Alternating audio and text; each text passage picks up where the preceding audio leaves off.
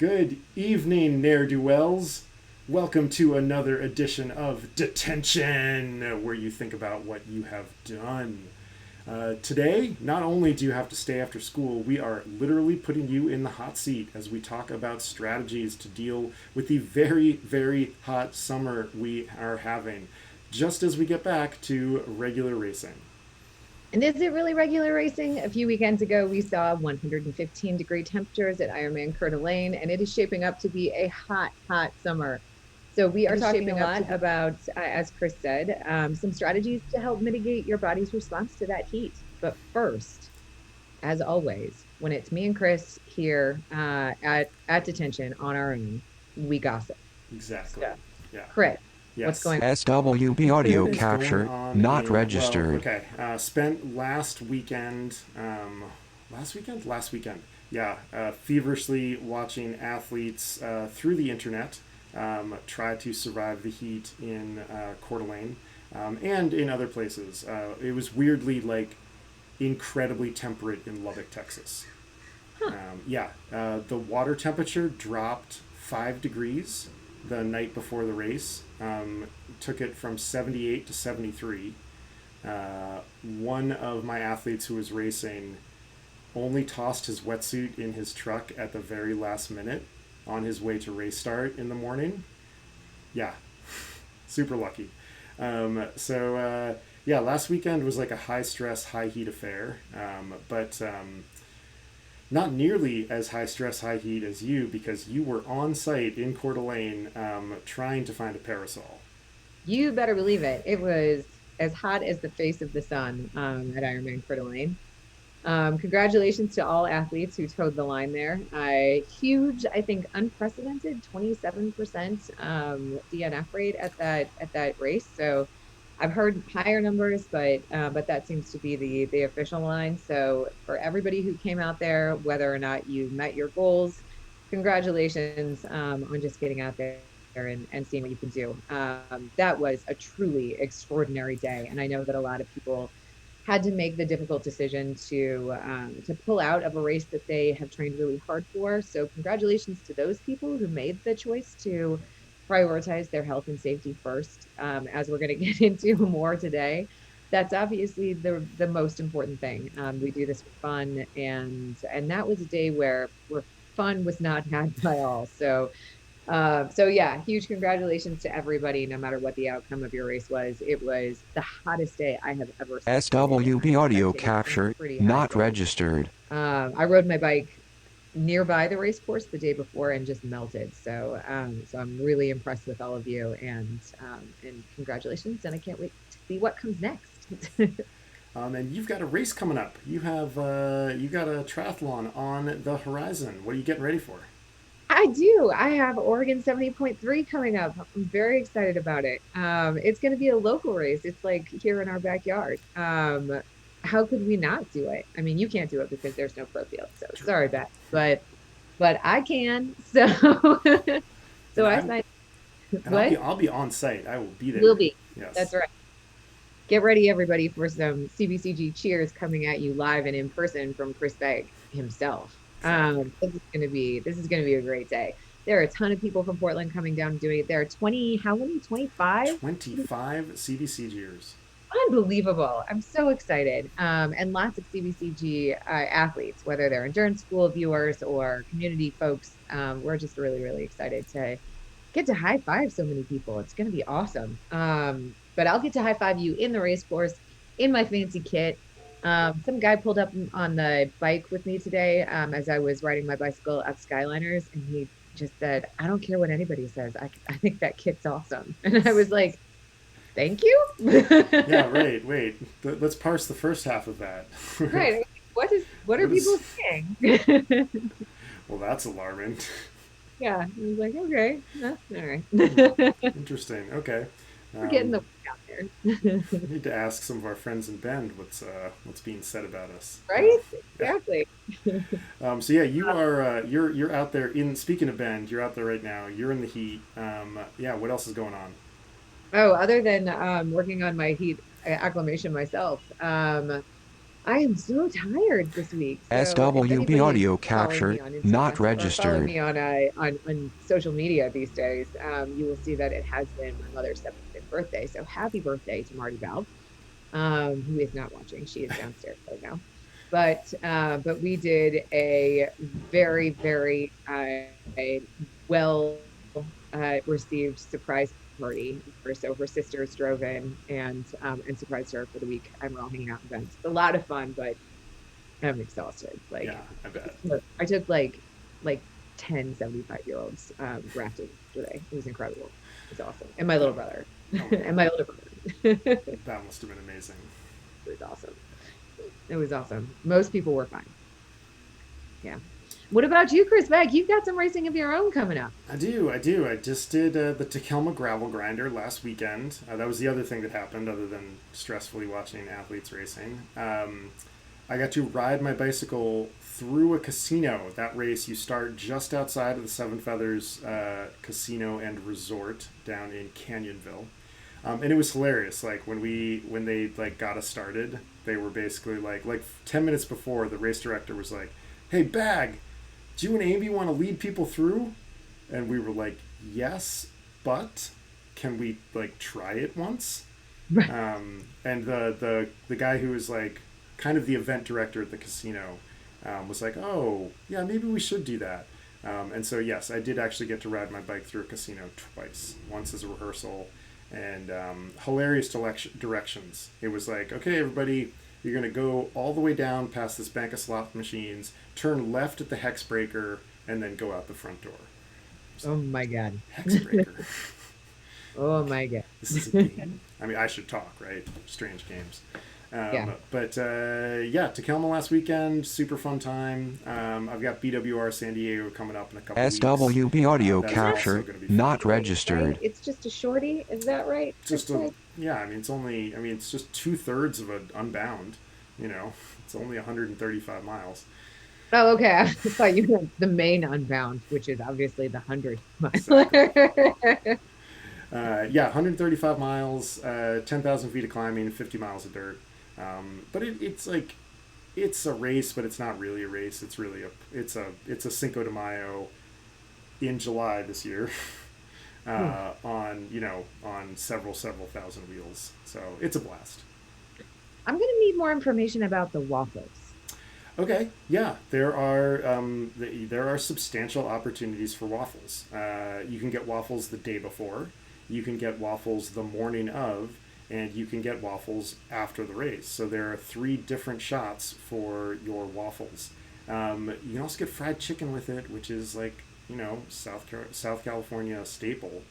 And yeah, no, you definitely do get plenty of waffles. They do not skimp on the waffles. That sounds amazing. Yeah, That no, it's definitely yeah. I mean, everybody should do it just for the waffles. that sounds incredible. I will 100% do it just Yeah, for the waffles. Um, Bag, are you by any chance pirating your SWV audio by any chance? pirating, We just got a message in chat from Nick who said SWB audio not registered keeps playing. We can't marvelous. Yeah, we hear can't. This it is registered, which is super duper annoying. Um, hmm, that is definitely.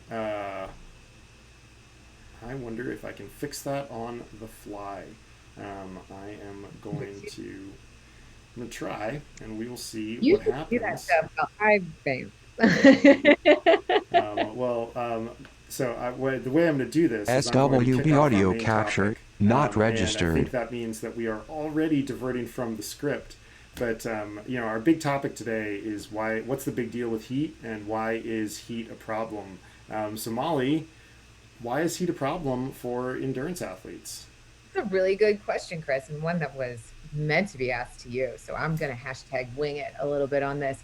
But Do I it. think people really know the answer to this with their bodies if they've been outside in the western part of the United States over the last couple of weeks. But heat has a big impact on how you feel. It has a big impact on how you perform, and it can have a big impact on your health. So as people who like to get outside and play, and sometimes aren't necessarily 100% in control of our effort level, It's a good idea to stay informed about what the impact of heat can actually be. So your body, human body, most human bodies generally like to hang out between 97 and 99 degrees Fahrenheit.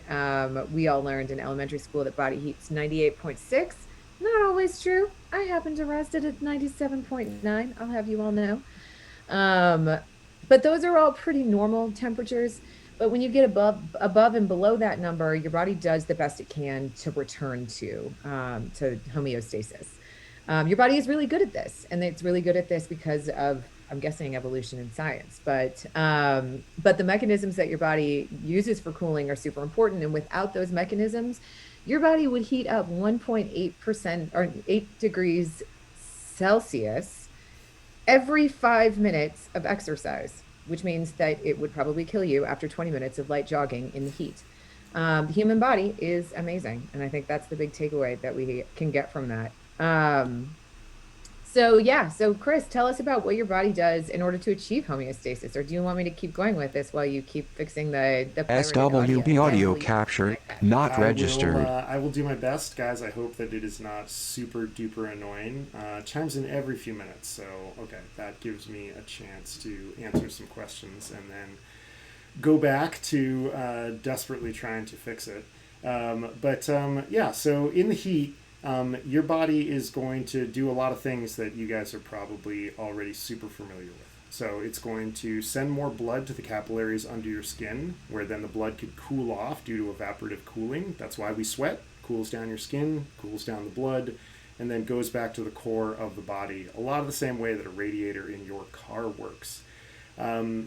There's like this myth out there that like if you sweat a lot, that's bad. That's actually really, really good. That's one of the things that your body is doing to cool you down.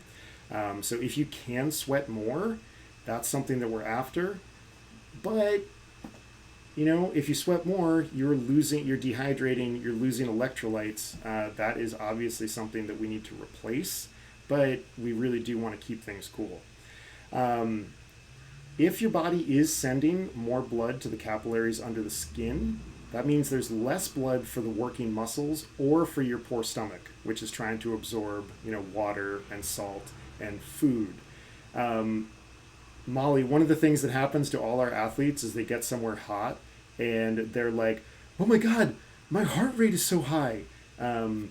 This is what's going on, right? Like the blood is getting pushed to the capillaries, so your muscles can't work.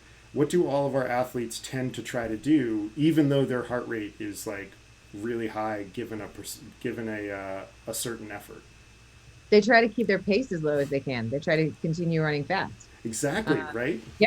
They're like Yeah, they're like screw that heart rate. That couldn't possibly exactly. mean anything.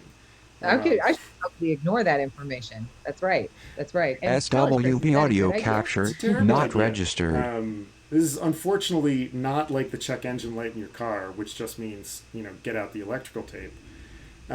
This is like a very, very clear sign that you are not ready for that level of heat and that you need to slow down, because that blood is going to cool you. And if you just try to run harder and maintain the pace that you trained for, you're just going to blow up. If you don't deal with the heat stress that is happening because your body is trying to achieve homeostasis, your body will force you to slow down with ever more and more aggressive tactics, until eventually your body will kill you to get you to slow down. The first thing it tries to do is it has some internal governors, which basically just are like, hey, you're going too fast. Let's shunt blood away so this idiot slows down. Then performance loss that makes you slow down, and then finally you start picking up heat exhaustion, which is serious, but not as serious as heat stroke, which is a very serious medical condition. Molly, you have a great story about heat stroke.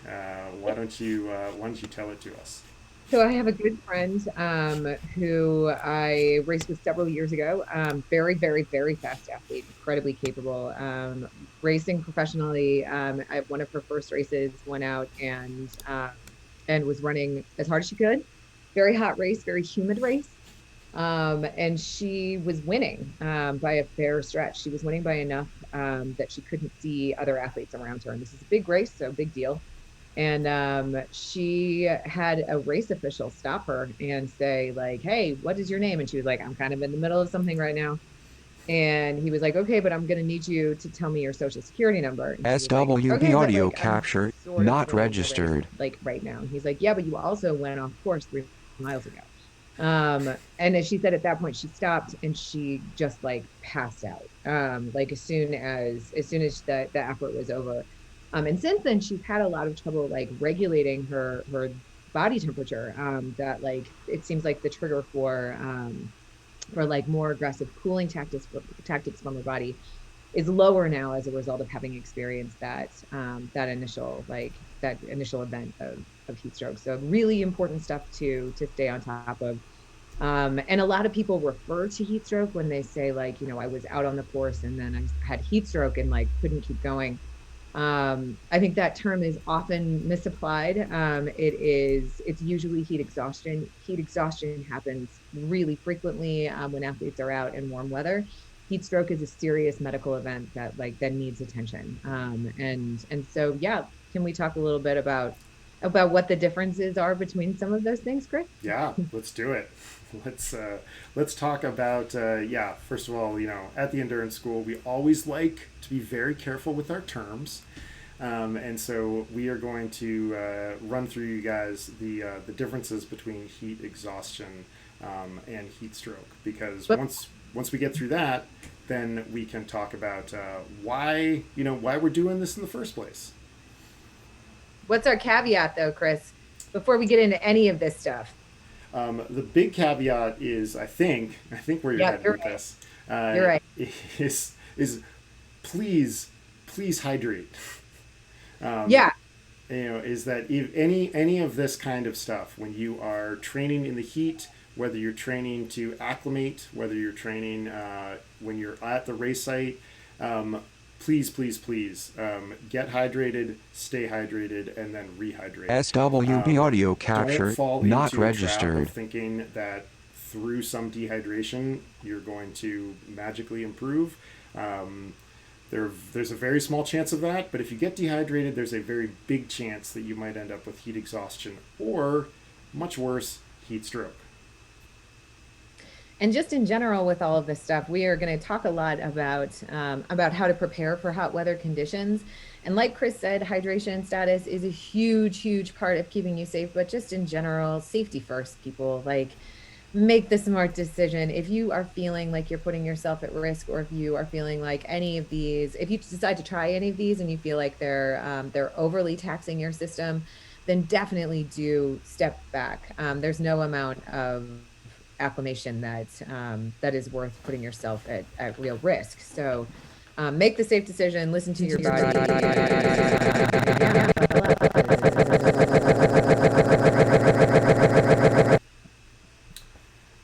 Sorry for all of you that just heard Molly turn into a repetitive demon. I was trying to fix something. We're still rolling with it. It didn't work. Um, What? I was a repetitive demon? just for a few That's my seconds. band's name. Yeah, it was amazing, and everybody else got to experience it except for you. By now, it should have showed up in Zwift in Twitch. So we'll see what people are saying. So I've been working on that. heat exhaustion. Um, so when you are in the early stages of heat exhaustion, well, a lot of you have probably experienced this. So now you get to play Yahtzee or Bingo, depending on your sort of gaming background. Heat exhaustion: cool, moist skin with goosebumps while you're still in the heat. So that's a pretty clear like, woo, something's wrong.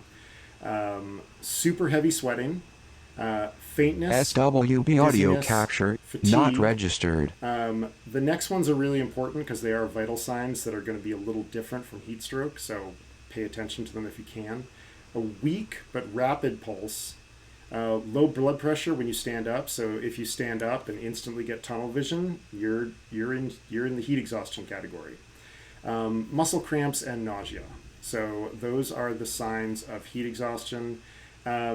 If you look around the finish line, of most 70.3s or Ironman races when it's warm out, you're going to see this. So, I mean, I don't know, Molly, what percentage do you think are experiencing some kind of heat exhaustion at the end of a middle to long distance triathlon? Ooh, that's a really good question. This is wild speculation, which I do not like to do as a statistician. But I would say a big percentage of people.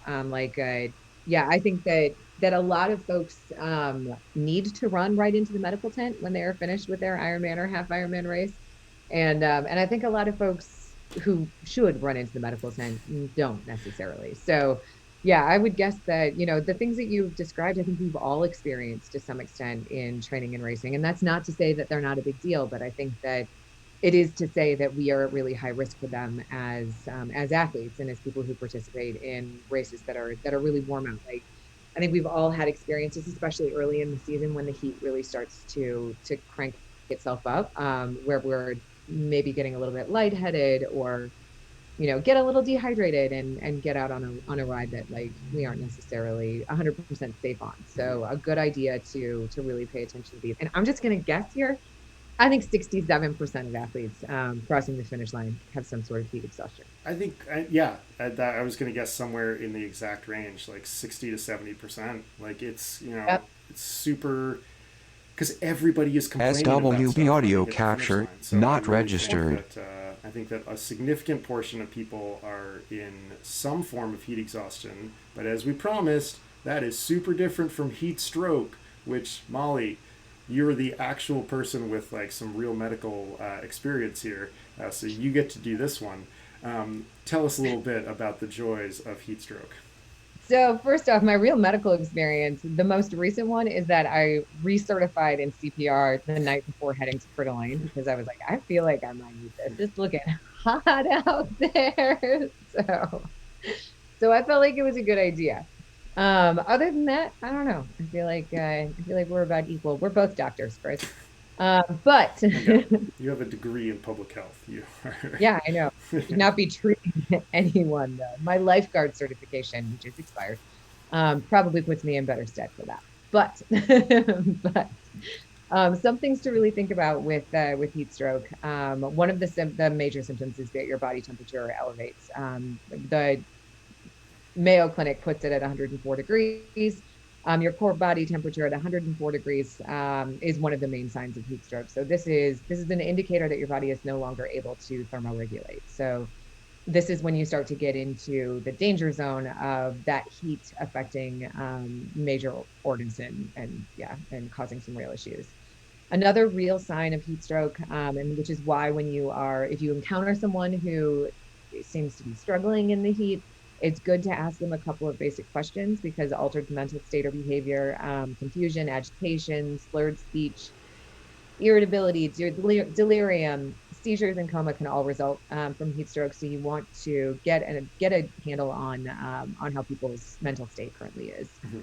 Uh, Alterations in sweating are another thing to look out for. So heat stroke brought on by very hot weather, your SWB skin will audio usually capture feel hot not and dry to the registered. touch.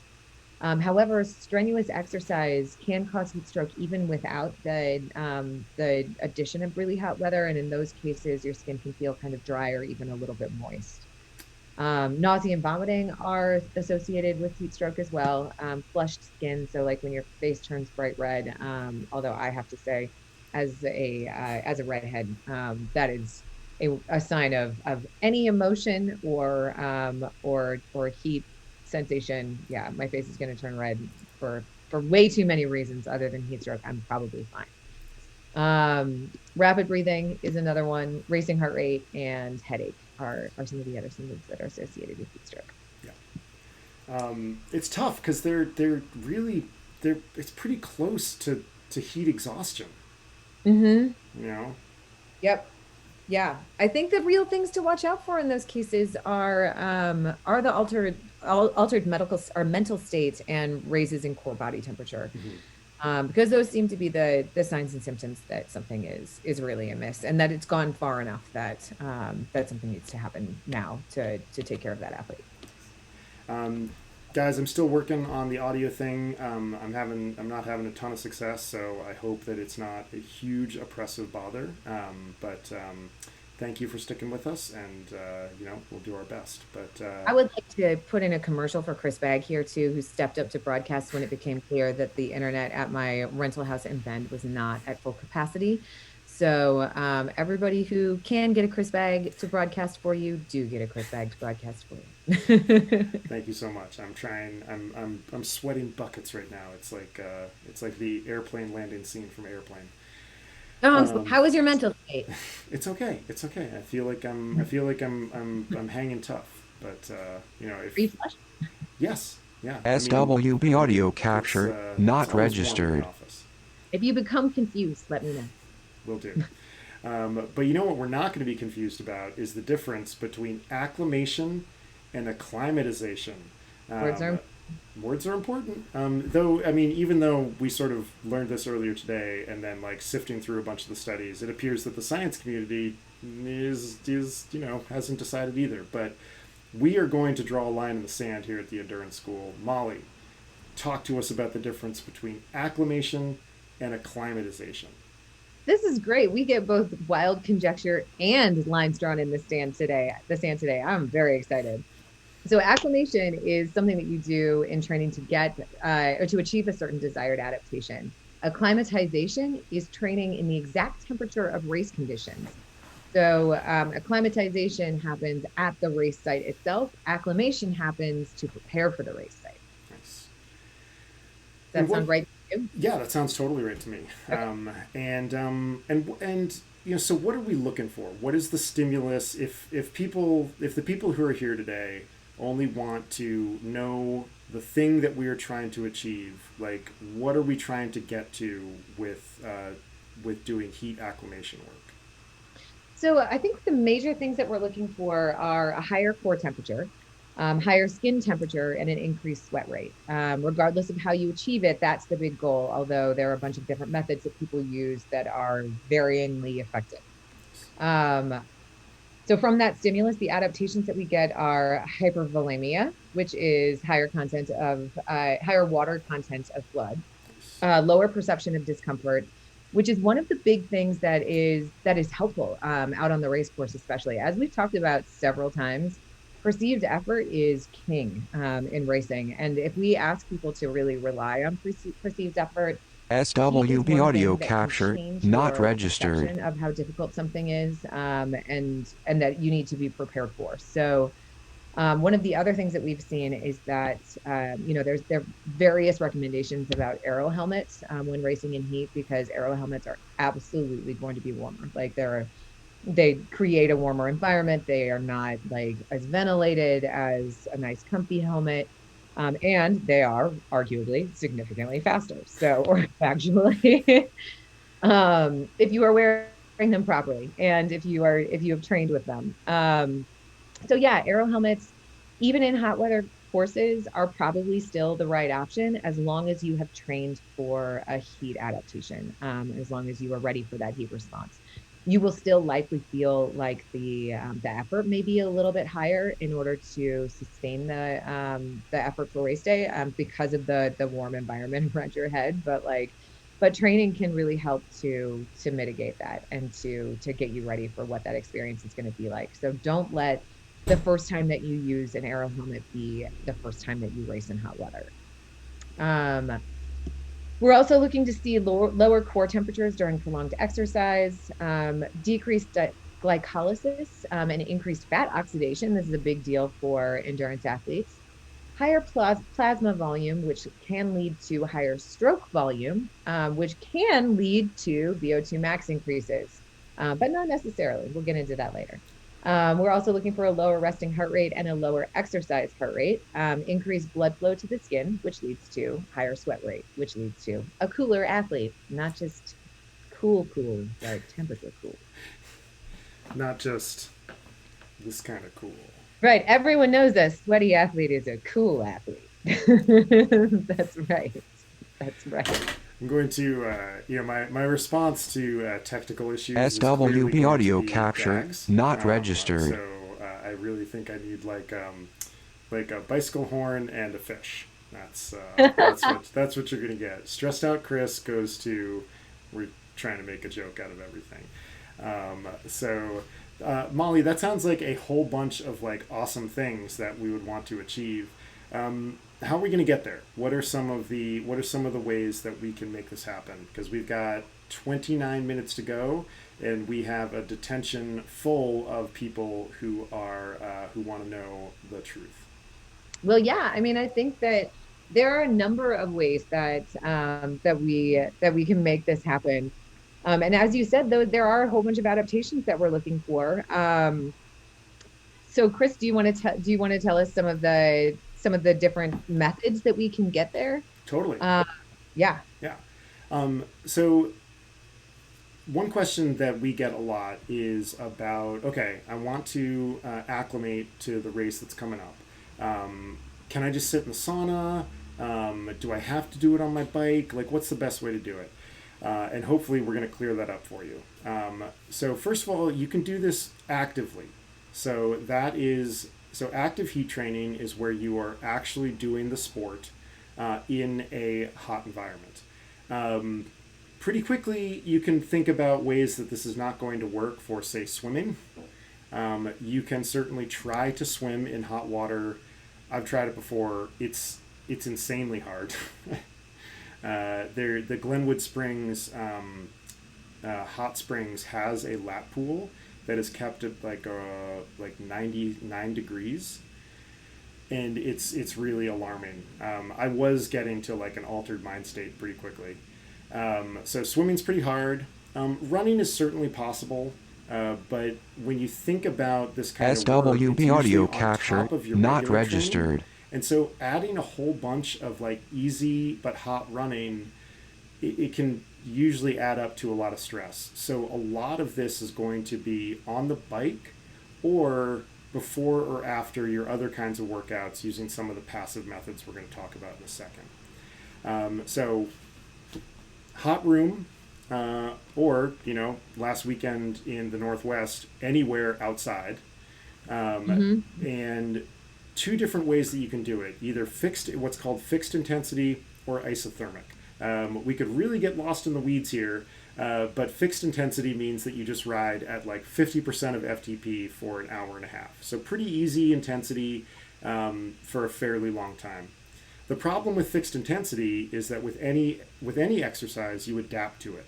So at the end of the heat protocol, you're basically not going to be stressing your system anymore. So it's just not going to be as useful.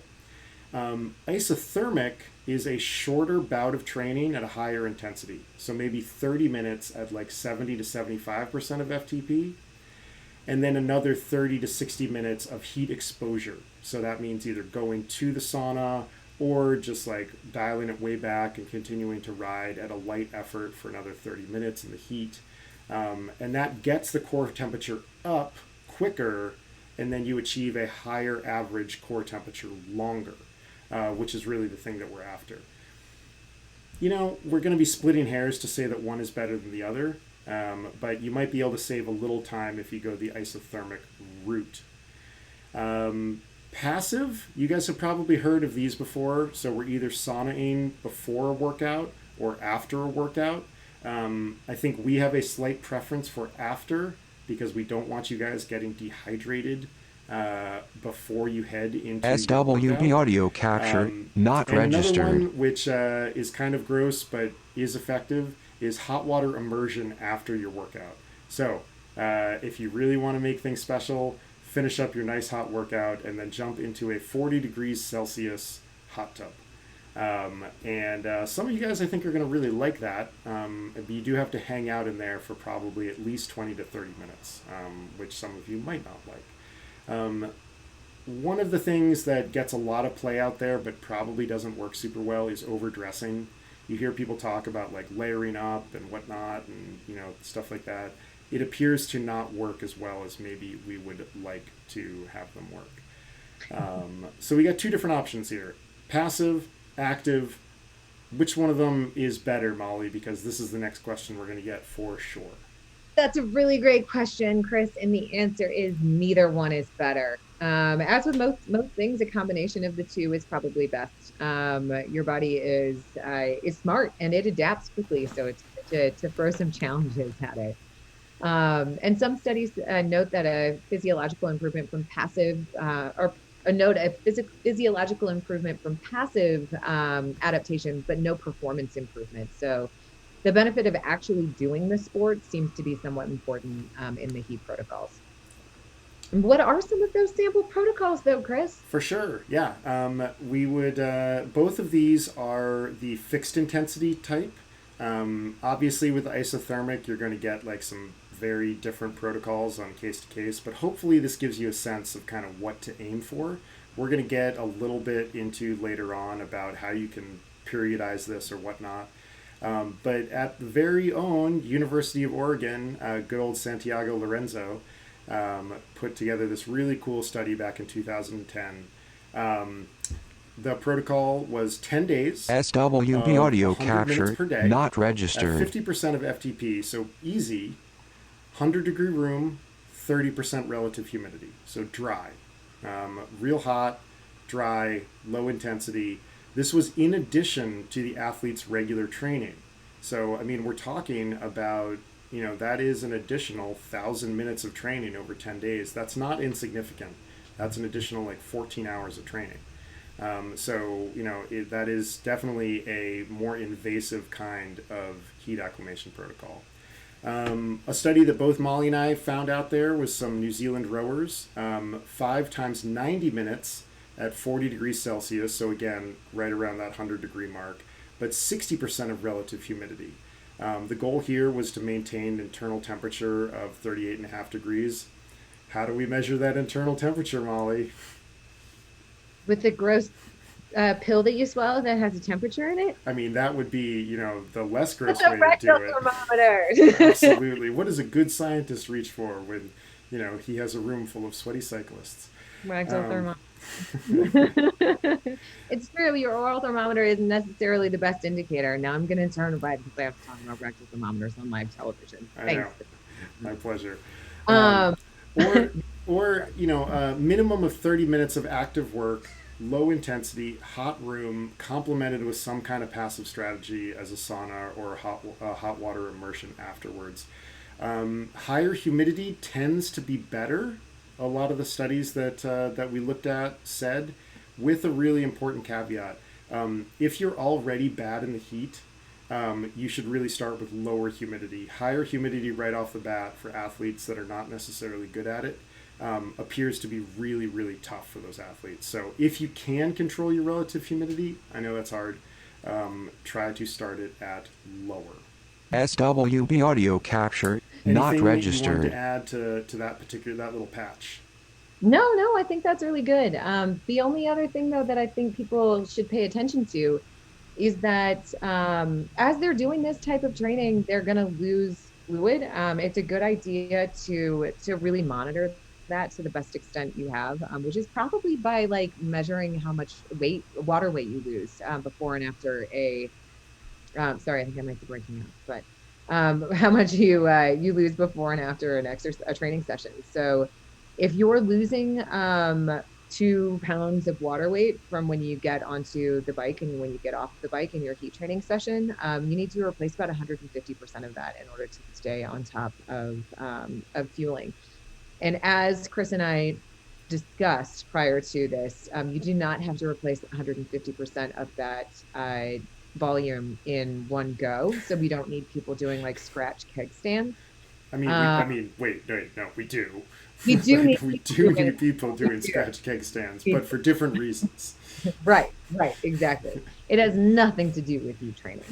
Right. But so yes, you should be sipping on a bottle probably for the next couple of hours and aiming to get in 150% of what you lost in a training session over the course of that time.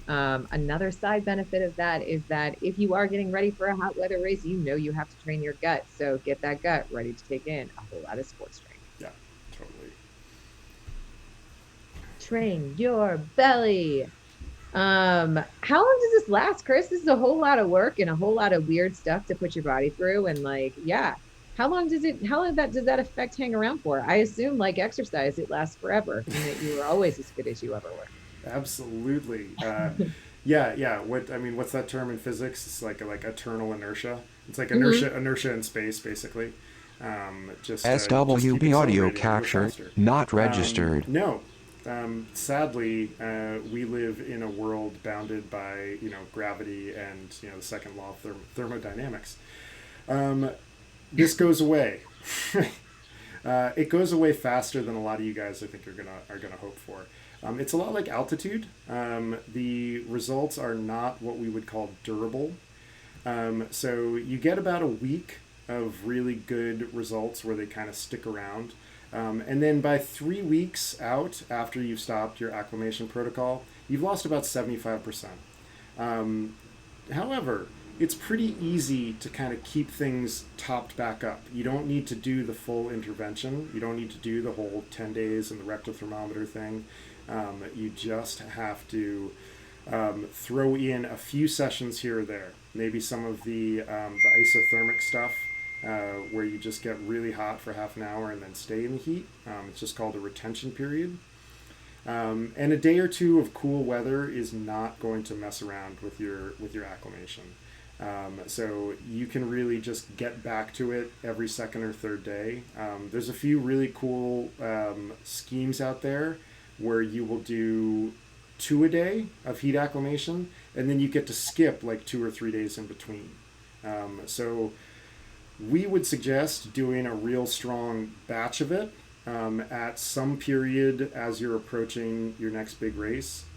And then, because this really is going to take a lot out of you, backing away from it and then continuing with this kind of retention program of getting in some higher heat work interspersed throughout.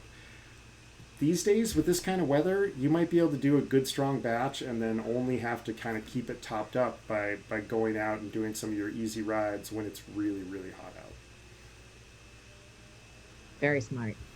So, SWB Molly, audio capture Yeah. I not can just go registered. to the race and just hang out in the heat ahead of time, and I'm gonna acclimatize, right? You said that acclimatization happens at the race site. Womp womp. No. Acclimatization occurs only after acclimation. So it does occur at the race site, but if you haven't acclimated, you can't acclimatize. So you have to do the acclimation work first, and then you go to the race site and acclimatize there. It's really, really important that you focus on this as part of your training. And it's especially important early in the season when our race conditions are not necessarily going to be the same conditions that we experience on race day. And I think that several of our athletes this year have had kind of surprise hot races. Like I don't think any of us were expecting St. George to be as hot as it was. I don't think anyone was expecting the like flaming ball of sun that fell into Coeur d'Alene. So I think it's not a bad idea for a race that you are hoping to do well in, to have some heat plan in place, at least starting a couple of weeks out. But as we're talking about all this stuff, like you were probably picking up that much of this does dip into your energy stores. So it's good to be conscious about it and to make conscious decisions and not necessarily just like throw around heat training willy nilly. Yeah, I know. The thing I'm hearing a lot from my athletes these days is went out for a hard ride in the heat, getting like a whole bunch of heat acclimation. It's not bad, but it's not like a built protocol where you can get like a really good benefit from a solid kind of chunk of focused work and then get away from it. You know, we can't do altitude work by just being going up to altitude for a day. Right. Most of us would be like, well, that doesn't work. You really SWB need to audio stay there for the capture not adaptations. registered. It's not bad that you're going out and doing your training in the heat. That's certainly not taking anything away from you, except for the fact that your workout might be harder to achieve. Absolutely. Yep. Okay, so we're sort of wandering into the takeaways already, but first one that we kind of want to leave you guys with is that this change isn't durable, and that you should use heat training the same way that you would use altitude training, a tactical dose, but not something that you do all the time.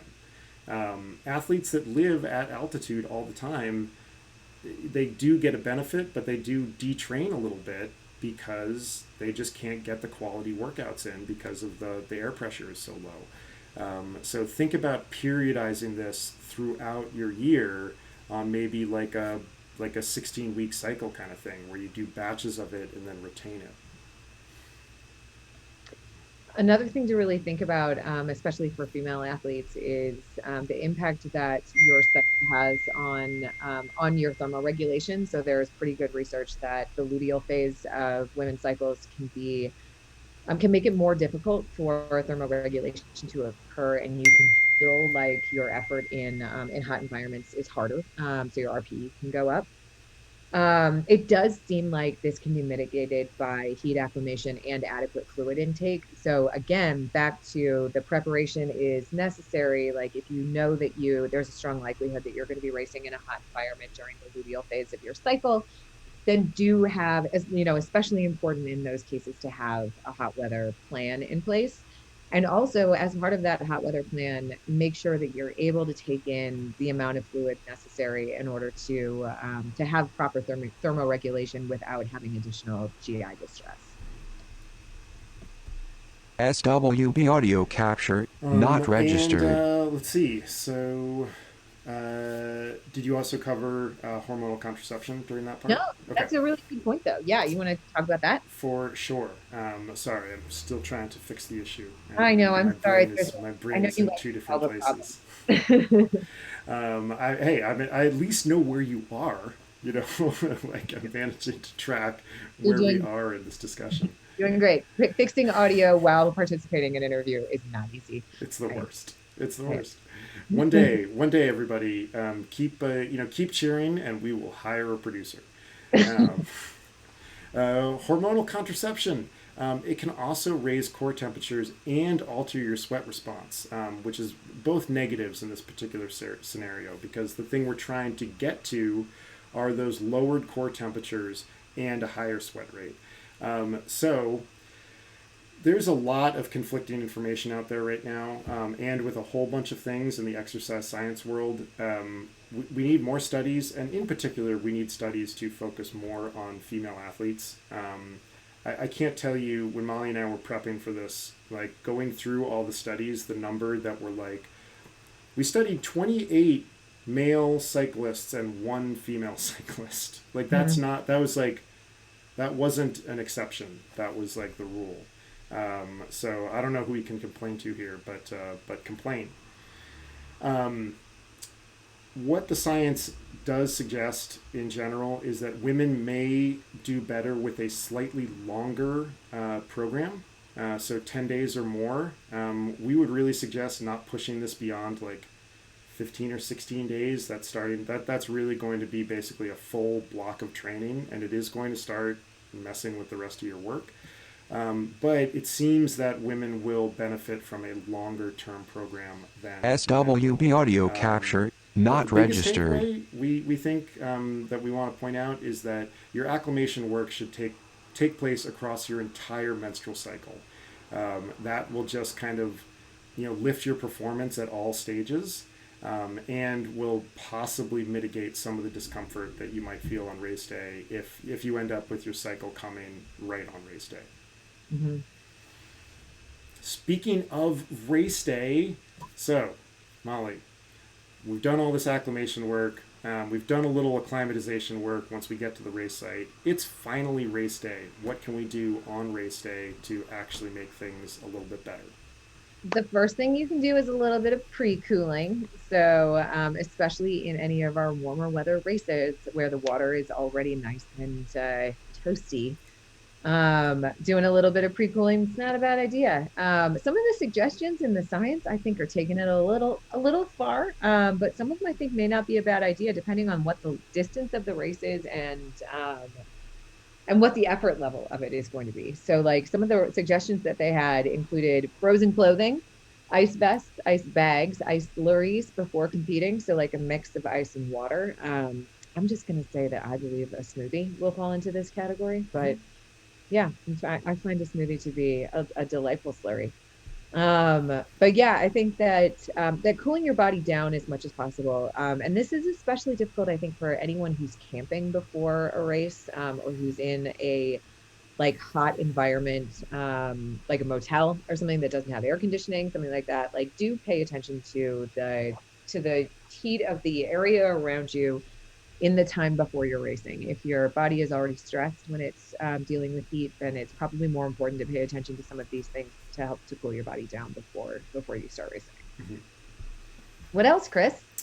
So I gotta say, like SWB I audio capture reading through a not bunch of these registered. studies, I have to like go back to a lot of my athletes and apologize because I've been of the long opinion that the external cooling doesn't help nearly as much as the internal cooling. Except for the fact that perception is reality, and that if you feel cooler, you will perform better. It turns out, though, totally wrong. External cooling can play a part. It's not as good as internal cooling, but for sure. Um, if during a race, if you can get your skin cooler, it will have some effect on your performance. So on race day, we're trying to do the exact opposite of everything we've done in the acclimation period. So now we are trying to lower core temperature. We're trying to lower skin temperature. We're still trying to sweat as much as possible, because that will actually help us get that core temperature lower. But ice, everywhere you can get it, near big arteries is better. So putting ice in your shorts is a really good thing to do. We always tell people to hold ice in your hands. There are big arteries and veins that go down to your hands and a lot of capillaries. So there's a really good place to do heat exchange there. So ice in the hands. Ice bags. Molly and I were laughing about ice stockings recently. Go to your local grocery store, buy a bunch of women's stockings, fill them with ice, and put them in your the back of your bib shorts in a bike race. It's amazing. Ice water on the skin, basically anything to lower your skin temperature. How about internal, Molly? What can we do to get that internal core temp down? Ice slurry. Yeah, eat that ice, chew it up at every aid station, ingest it. There is like it does have a powerful cooling effect on the inside of your body. So get that into you. SWB audio Lastly, like capture as you all not know, it's registered. never fun to like reach for that like warm bottle of Gatorade that's been hanging out on your bike in 100-degree temperatures. The hydration is critical and you absolutely need to keep drinking it, but to actually have like the internal cooling effect, get some ice if you at all possibly can. And most aid stations do have it. So especially out on the run, the Ironman aid stations right now were set up like Gatorade, water, ice, water, Gatorade. And so you were able to go in and grab a Gatorade and grab a water and then grab a handful of ice and then maybe sip some of that ice down or put the ice into some water and just kind of sip on it. But like get some of that ice into your body. It's a great place to put it. Do also put it in your shorts, as Chris said, but or put it down the front of your sports bra if you have one. It's a great idea to cool your skin and it feels amazing. Yeah, But make sure you eat some of it as well. yeah. And what about post cooling, Chris? Yeah. Obviously, getting into as cold an environment as fast as possible can really help, but be careful. Your body. We've talked a lot about homeostasis today. One thing your physiology does not enjoy in general is rapid changes in state. There's a reason why we're set up to move slowly through temperatures. It can look really great to just jump into a big ice bath at the end of a hot race. It's probably going to be okay, but maybe like work your way up to it. Get some cold water on your skin first. Don't dive in head first. All sorts of problems that can happen. And getting rehydrated on a sensible timeline, like Molly was saying earlier. Do not just like drink a gallon of sports drink right away. Your system probably SWB can't audio handle it, and capture then you're going to not start throwing registered. up in the ice bath at the end of at the finish line, which is a great way to not get invited back. Has this happened Um, to you? I mean, all of this stuff has happened. like What race are you not invited back to because you polluted the ice bath? Oh, it's not me. I'm not speaking for myself.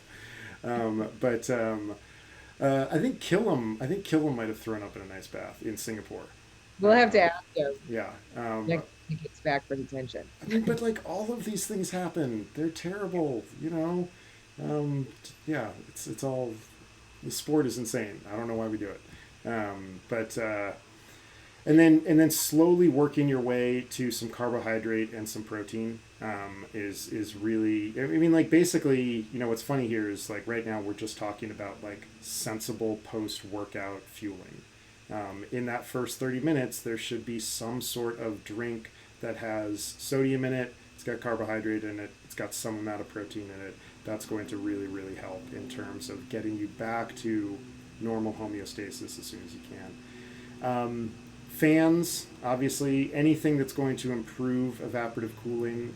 Get the sweat off of your skin if it's a really humid race, because that gives your skin more surface area to sweat onto. That's the problem with high humidity areas, is that it just gets on your skin and stays there. And so at the end of the race, you're walking around with like a parka made out of hot water. So many good t-shirts coming out of this interview. I'm looking for the graphic out there, by the way, of the scratch keg stand. So if anybody's working on that, we are ready for it. Just let us know. Exactly. Scratch cake stand. Hashtag scratch cake stand. Right. It's how you ended Um, up. it's 5:57. We made it. SWB audio Through capture, the not tenacity registered. of our audio controller. I'm sorry that happened to you, It's but okay. you. I think it's still happening. Okay, good. Yes. Guys, just for the record, we have bought our SWB audio, so I'm not sure. We have paid for it. I'm not sure why it's happening. So It does. This is solving a mystery. Every time I've been launching I Show You Audio recently to do a swim analysis, I get this thing that's like, you need to upgrade. You need to upgrade this version. And every time I go to upgrade it, I get caught in one of those terrible upgrade software loops, yeah. where basically you get sent back to the download page, you re-download it, you install it, and then it tells you anyway that you need to upgrade it. This is not just this is not me just blowing off updating the software. This It's was like something and you're like pass. no, Not no. Chris. I've tried every time, and it still doesn't work. So Don't tell me what to do. I will try harder, or we will figure out a different audio setting here in detention before the next time that I host. But ne'er do wells, this is it. We hope that you found this enjoyable, despite our annoying third audience member who was just yelling at you the whole time. We hope this was useful. Please send us some questions if you got them. You could drop them here in chat. We're going to sign off, but we would hang around in Twitch and answer questions if people have any. Molly, Thank you what for happens? sticking with it. Yeah, no problem. What And happens for you in your next week? What are you up to in the next week? in my next week, well, this is kind of the last push before Oregon training. So I have been exploring a lot of the SWB audio locations capture, of Bend, not Oregon, registered. where I'm currently based. So I'm pretty excited about that. I got to do hill repeats on Skyliners today. I've been swimming at Juniper, which has been awesome. It's really great to like. I feel like I'm living like a camper this week. It's great to be able to like get out and actually enjoy some of those locations instead of always be sagging. Not that I don't love sagging, but it's great to get out there on my own bicycle. And it's so nice to see people. Like it's so nice to Yeah. see other athletes around, and it's just great. It's just great. I'm loving it. What about you? Let's see. Next week, this is an easy week for me. I'm on a recovery week because I get a. Oh my gosh, I cannot believe the BWR is next weekend. Yeah, I'm on a recovery week. I'm doing a bike test at the end of the week, which is always exciting. I'm looking forward to that. And yeah, then just like the last little final touches weekend. So like a medium distance ride on Saturday, medium long run on Sunday, and then it's race week. which is super exciting. I really love BWR. It's a really fun race. It's going to be hot, so I need to go and do some heat acclimation, I think. Yep, I think that's not a bad idea. I think that's not a bad idea. Time for you to have yourself a slurry. Exactly. But thanks again, Ne'er Do Wells. We really appreciate you guys hanging out with us and throwing some spitballs around. Thank you for sticking with us throughout the additional sound this week. And go out there, do some heat training. We will see you next Tuesday back in this space. But until that happens, here's to a happier, healthier, and faster tomorrow. Bye, guys.